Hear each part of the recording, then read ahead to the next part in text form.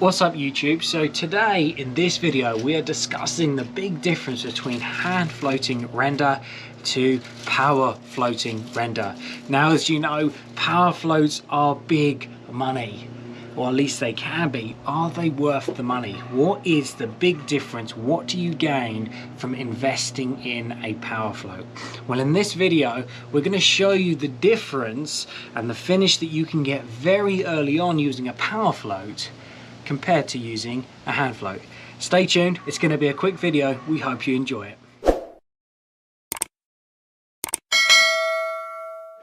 Now, just to give you an idea of the walls that we are going over, we've just ruled these walls. You can see if I pop you off the tripod very carefully.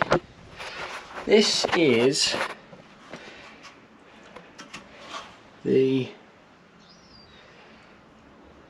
general condition.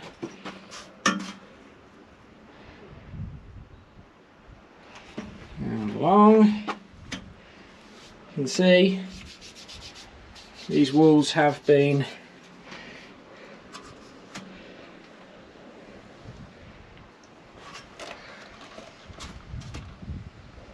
how well that's coming off at the camera. So you can see these walls have been rendered very flat. They've come out very, very nice.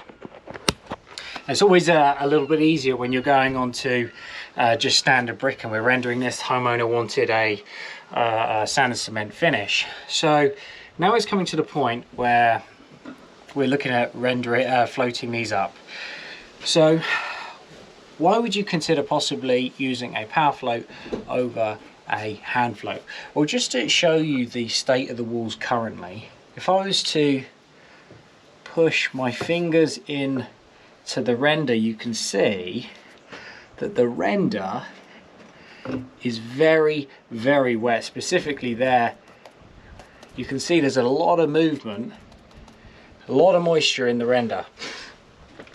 So for those that do any amount of rendering, you'll know that this is far too early to run a hand float. And just to prove the point, I'm going to use just a polythene. I think it's a 12-inch hand float. For me personally, as much as I love Refina, I think their diamond floats are very good, certainly the wide ones. For compressing render, in my opinion, these are the best ones. I think there's a company, I think it's called Amir or something like that, that make these polythene floats. They're fantastic.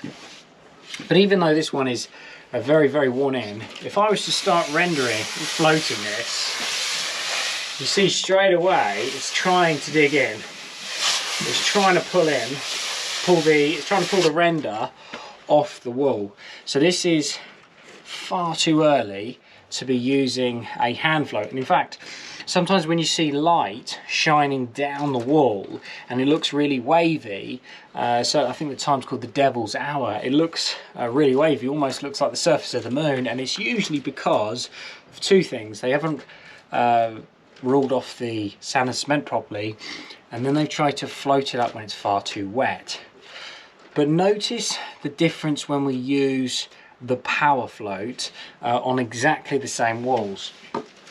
So if I just push the camera back a fraction, and then what I'm going to do, power float's a little bit noisy, so I'm going to use ear defenders. And notice the difference now when using the power float, even though these walls are wet.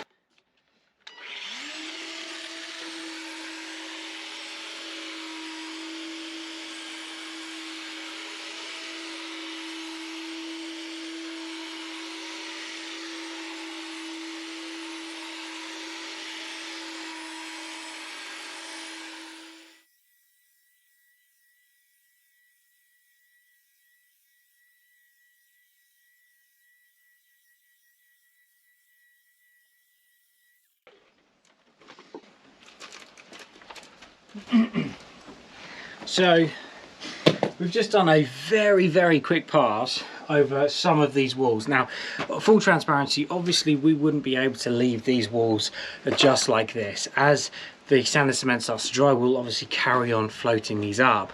But you can see straight away that it has been able to start floating up the sand and the cement. So why then would you consider using a Powerfloat over a hand float? Because at the end of the day, you could just wait for the render to pull in and then float it up. Well, what it enables you to do when you hit the render an awful lot earlier is it enables you to stay ahead of the render at all times. No doubt for the professional renderers and plasterers that watch my channel, most of us, if not all of us, have been caught in that situation where we've had to let the render pull in, and then by the time we've got all the way across the wall, the last bit is really bone dry and we've had to spray the wall down to try and reactivate the sand and the cement. When using a Powerfloat, not only does it compact the render better, it enables you to hit the wall sooner, so you start floating the wall much sooner. You always stay ahead, so you never get caught out. What's more, it's significantly easier on your body and it is way faster. You saw that just in that large area that we just passed the float over just now, what took a minute, 2 minutes. So doing a reasonable size wall like this can literally be done in minutes. So even though they are very expensive machines, certainly the one that we have is an awful lot of money, you do not have to buy ones that are this expensive. You can buy a cheaper branded one that is leaded for around about 100 to 150 pounds. It makes a massive difference to staying ahead when it comes to rendering, to getting a flatter and more compact finish. So it's certainly worth considering. If you do any amount of rendering, consider buying yourself a Powerfloat. You'll be amazed at just how much easier it is getting a professional job. Thank you so much for watching. We hope you enjoyed this very short video on the differences between hand floating and power floating and why you might consider spending the money on a Powerfloat. Thanks so much for those that have subscribed to the channel. If you're enjoying the plastering and rendering content, consider giving it a thumbs up and joining us on the channel. We look forward to seeing you on the next one.